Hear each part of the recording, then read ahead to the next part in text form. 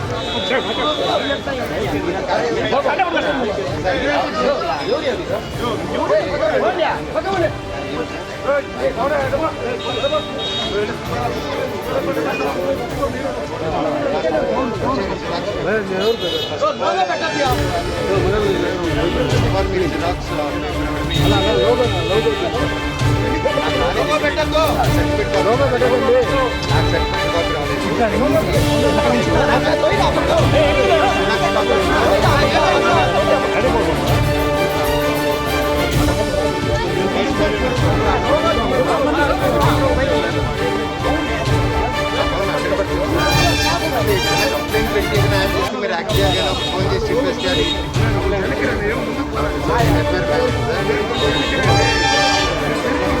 వాళ్ళు బయటకు వస్తే నా ప్రాబ్లం లోపల వస్తారా? వాళ్ళు బయటకు వస్తే నా ప్రాబ్లం ఇప్పుడు బయటకు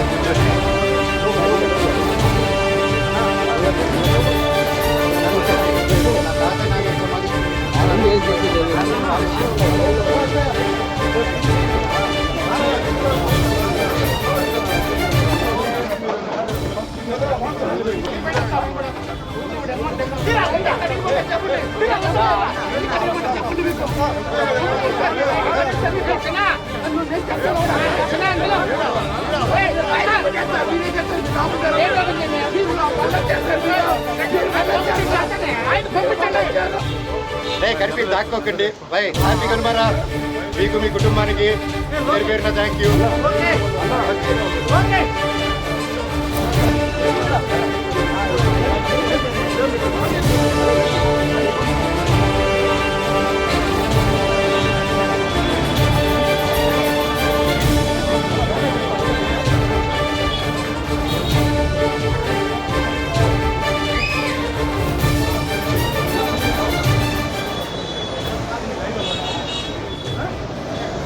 సార్ ఇంకోటి, వీళ్ళు ఇంతమంది ఒక లేడీతో వస్తున్నాను, లేడీ కానిస్టేబుల్స్ లేకుండా అడ్డుకుంటే ఎంత సార్? అది కరెక్టా చెప్పండి. అవును కరెక్ట్. మీరే చూడండి.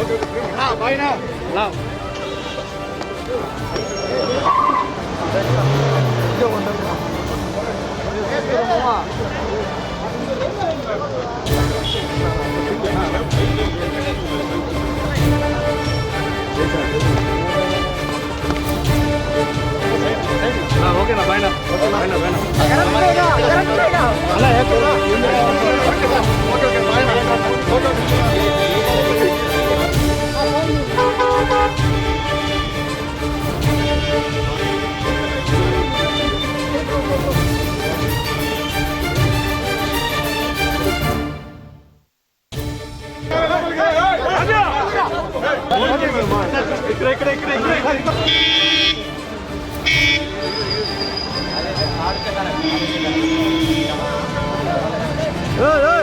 సైడ్ రా.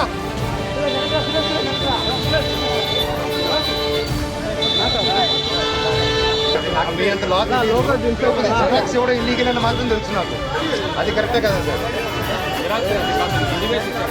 ఇవ్వలేదు, నాకు ఇచ్చారు. ప్రెస్లో కూడా ఉంది, ప్రెస్లో కూడా మీరు ఇచ్చిన క్లియర్గా ఉంది. మీకు ఇచ్చిన ఆఫీసర్ మిమ్మల్ని తప్పట్లేదు సార్. దయచేసి ఒకవేళ కోర్టు ఆర్డర్ ఇచ్చినా అది ట్రస్ట్కి, నీ ట్రస్ట్కి పిల్లలు చూడండి ఏ రాదు. ఆయన ఉంది, నా వస్తువులు ఉన్నాయి, అన్నీ ఉంటాయి. చిన్నపిల్లలు ఇంటికి కూడా లేదు సార్. మా ఇల్లు ఉందా చూడండి ఆర్డర్లో, అది చెప్పండి చూసాను. లేదు లేదు సార్, అదే చెప్తున్నా. లేదా నేను మా ఊరికి రావడం జరిగింది. అండ్ ముఖ్యంగా నేను ఇక్కడ ఏ గొడవ చేశారని రాలేదా ఉద్దేశం కాదు. నేను ఎప్పుడు హైదరాబాద్లో కూడా మీరు చూశారు, నన్నే ఇంటి బయట కాపడం, నన్నే ఇక్కడ రానియకుండా చేయడం. నేను అడిగేదల్లా ఒకటే, ఇష్యూ ఏంటో నాకు అర్థం కావట్లేదు. నా గురించి బ్యాడ్ మాట్లాడినారు, బ్యాడ్ చేస్తారు, అంతా ఓకే అండి. నేను నా ఇంటికి వెళ్తానంటే ఇల్లు ట్రస్ట్ అంటే అది కోర్టులో ఉంది. కోర్టు డిసైడ్ చేయను, ఆనరబుల్ కోర్టు డిసైడ్ చేసినట్టు మనం ఫాలో అవుదాము. కాకపోతే నేను ఎస్ఐ గారిని, సిఐ గారిని అందరినీ రెస్పెక్ట్ చేస్తాను, అందరిని గౌరవిస్తాను. డిఎస్పీ గారితో కూడా మాట్లాడాను, మేము వెళ్ళిపోతాము. కాకపోతే ఎందువల్ల ఆపుతున్నారో అర్థం చేసుకున్నాను. ఇప్పుడు నేను తాత నాన్నమ్మ సమాధికి వెళ్దాం అనుకుంటున్నాను. అండ్ అదొకటే దండం పెట్టుకుని వెళ్ళిపోతే పండగ పూట పెద్దల పండగ, అది దండం పెట్టుకుని వెళ్ళాలని. అండ్ అంటే ఇక్కడ ఏమైపోయిందంటే అండి చాలా చిన్నపిల్లల బిహేవియర్ స్టార్ట్ అయిపోయింది. జనరేటర్లో చక్కెర పోయడం అండ్ హోర్డింగ్స్ ఉంటే ఇక్కడ నాది, లోకల్ ఎమ్మెల్యే నాని గారిది, సీఎం గారిది అందరు కలిపి మా హోర్డింగ్స్ అన్నీ పెట్టుకుని ఉంటే అన్నీ ఇక్కడ ఈ 2 కిలోమీటర్ రేడియస్లో మొత్తం అందరూ ఉన్నారు. ఈరోజు పొద్దున కూడా డే టైంలో అంత ఫుటేజ్లు ఉన్నాయి మా దగ్గర, అవన్నీ మీకే ఇస్తాం, దయచేసి మీరు అది చూడండి. అంటే హోర్డింగ్లు కూడా తీసే ఎందుకు అంత లెవెల్? నేను తమ్ముడినే కదా, నేను కూర్చొని మాట్లాడదాం అంటున్నాను. నేను తప్పు చేస్తే కూర్చొని పెద్దల ముందు కూర్చొని పెట్టి మాట్లాడినాను, మాట్లాడేదానికి లేదు. నాకు మొహం చూపించేదానికి సిగ్గుపడతారో భయపడతారో ఏం అర్థం కావట్లేదు.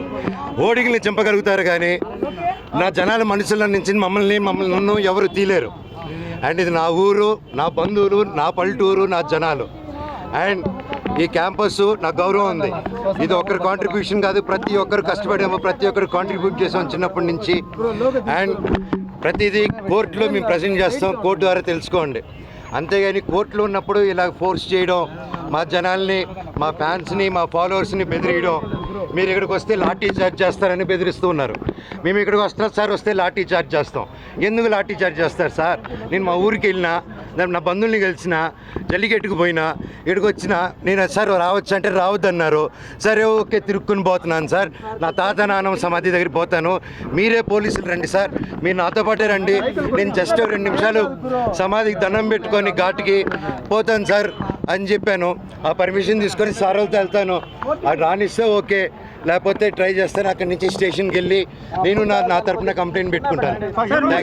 మంత్రి నారా లోకేష్ కూడా కలిశారు, ఏం ఆయనకి మీకు జరుగుతున్న ఘటనల గురించి ఏమన్నా ఫిర్యాదు చేశారు? లేదండి, మేము ఏదో పర్సనల్గా కలుసుకున్నాం కానీ వేరే ఏం లేదండి. మీరు వస్తున్నట్టు ఇన్ఫర్మేషన్ ఇచ్చారు అసలు మీ లాయర్ తరపున ఇన్ఫర్మేషన్ అదేం లేదు సార్. నేను అటు లేను సార్. నేను లాయర్ని పెట్టి ఇది చేద్దాం, వీడిని హోర్డింగ్ని నింపుదాం, వీడు పడుకొని ఇంట్లో పిల్లలు ఉండగా చక్కెర పోద్దాం, ఇవన్నీ నేను చేయను సార్. మీకు తెలుసు కదా, లోకల్లో కదా మీరంతా, ఈ లోకల్లో తెలుసు కదా నా గురించి. మీకు నా గురించి అడిగి చూడండి సార్, ఊళ్ళో సరదాగా కెమెరాలు ఎత్తుకొని వీడేంది, వీడి కథ ఏందని అడగని పోయి మీకే అర్థమైపోతుంది అంతా. నేను కేవలం నేను అడిగిందల్లా ఒకటే, ఇక్కడ జనాలు, హాస్టల్ పిల్లకాయలు అండ్ ఆ తర్వాత బయట చదివే హాస్టల్స్ దగ్గర కూడా క్యాష్ డిమాండ్ చేద్దాం. ఈ హేమాద్రి నాయుడు వీళ్ళందరూ కలిసి అండ్ వాళ్ళ దగ్గర వాట్సాప్ చాట్లు అన్నీ ఉన్నాయి సార్, బెదిరించడే హాస్టల్ అంతా ఖాళీలు చేపించడం. అండ్ ఎలా సార్, ఒక ప్రైవేట్ వాళ్ళకి సొంత, నేను ఒక కంపెనీ ఓపెన్ చేసి, వల్మరన్ కంపెనీ ఓపెన్ చేసి నేనే అది చేయలేను కదా సార్ అవన్నీ. సో నేను అడిగా, స్టూడెంట్స్కి ప్రాబ్లం అవుతుంది, ఇక్కడ ఉన్న విలేజర్స్ ప్రాబ్లం అవుతుంది, అందరూ మన వాళ్ళు, ఎట్టా వీళ్ళకి ఏదో ఒకటి చేయాలి కదా, మనం కూర్చొని మాట్లాడతాము, ఇబ్బందులు అవుతున్నాయి నాన్న, మీ వరకు రావట్లేదు అంటే నాన్నగారు వరకు రీచ్ అయ్యేలా కూడా నేను తీసుకెళ్ళట్లేదు.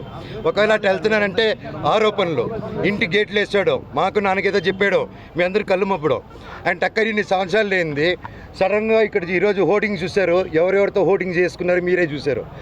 నేను పోయిన తర్వాత వచ్చి స్టూడెంట్స్ ఊరోళ్ళతో మాట్లాడి వెళ్ళిన తర్వాత పరిగెత్తుకుంటూ వెళ్ళి లొకేషన్ గారికి కలిశారు విష్ణు గారు అండ్ ప్రతి ఒక్కరు.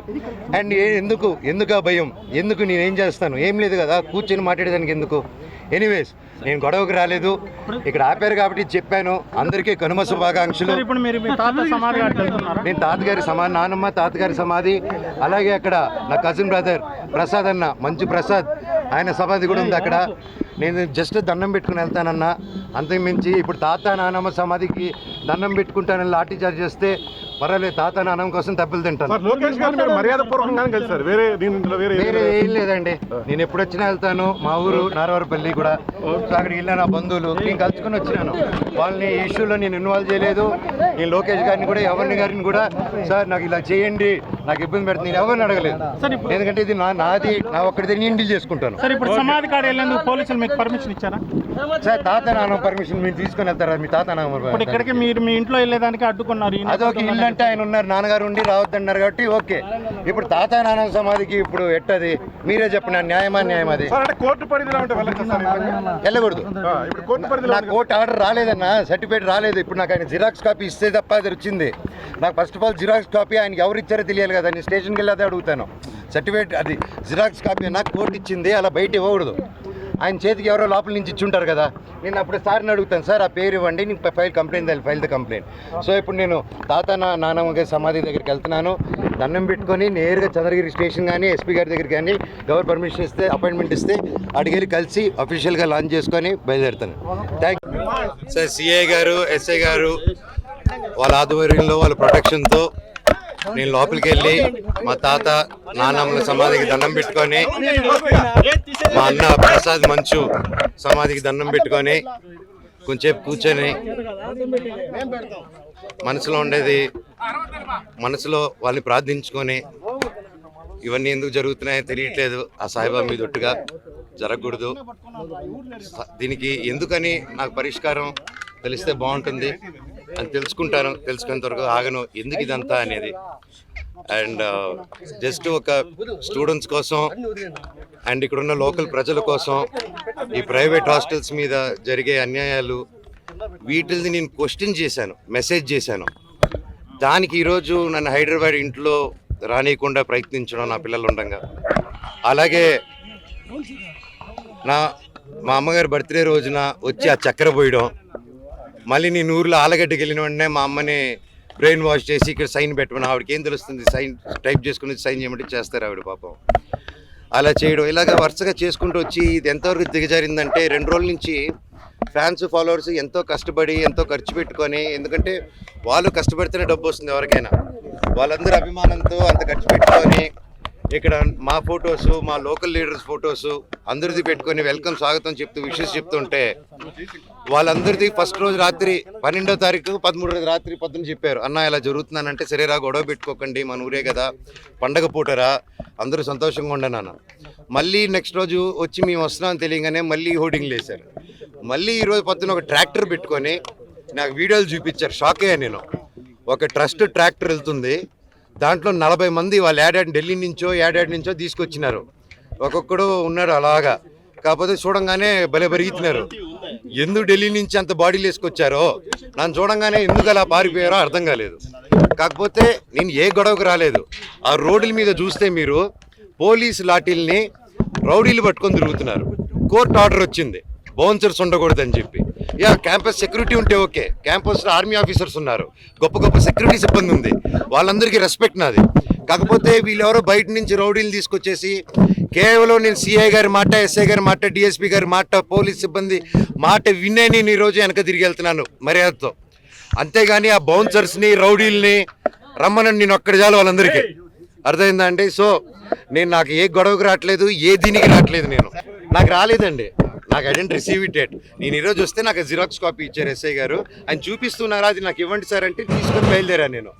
వాళ్ళందరూ ఎవరైతే మీ కెమెరాలో క్యాప్చర్ చేశారో మీరు దయచేసి వాళ్ళు ఎవరు ఇప్పుడు గోడ నుంచి కూడా దూకారు వాళ్ళు రౌడీలు, దూకి ఇప్పుడు మీరందరూ ఉన్నారని లాఠీలు మీరు చూసారు కదా, లాఠీలలాగా వాళ్ళు ఎవరో తెలియదు. ఇందాక ముని గారు ఉన్నారు, నేను హగ్గిచ్చిన 2-3 అన్న సురేంద్ర ముని, ఈ పాతోళ్ళందరూ ఓకే మాకు తెలుసు, నేను పాతోళ్ళు చెప్పినా ఆగిపోతా నేను, అంత వాళ్ళు బాధపడుతున్నారు, కంట్లో నీళ్ళు పెట్టుకుని ఉన్నారు. కాకపోతే వాళ్ళు ఎవరో కొత్త రౌడీలు వచ్చేసి ఎవరు అంటే మేము వినట్లేదు, మీరే చూశారు వాళ్ళ బిహేవియర్. టక్కన ఒకడెక్కి దగ్గర రానగానే పారిపోయారు వాళ్ళు. మన ఊరు వాళ్ళు పారిపోరండి, మన లోకల్ వాళ్ళు అన్న అని మాట్లాడుకుంటారు. ఈ రౌడీలు చేస్తే రౌడీలు కిరాయికి వచ్చిన వాళ్ళు పారిపోక ఇంట్లో కూర్చొని కూర వండి పెడతారు మనకి. వాళ్ళ వైపు ఎవరు లేరు సార్, ఎంప్లాయీలు తప్ప. ఎంప్లాయీలు కూడా ఫోర్స్ఫుల్గా వస్తున్నారు. అక్కడ ఒకటి చెప్పండి, అభిమానంతో వచ్చినండి నాకు చౌకు వచ్చి ఇక్కడ వదిలేసి వెళ్ళిపోతున్నాను. వాళ్ళ అభిమానులు కాదండి, వాళ్ళు బౌన్సర్స్, వాళ్ళు ఎక్కడి నుంచో నార్త్ నుంచి తెచ్చుకున్నారు. మీరు వెళ్ళి తెలుగులో మాట్లాడండి, అతనితో తెలుస్తుంది మీకు.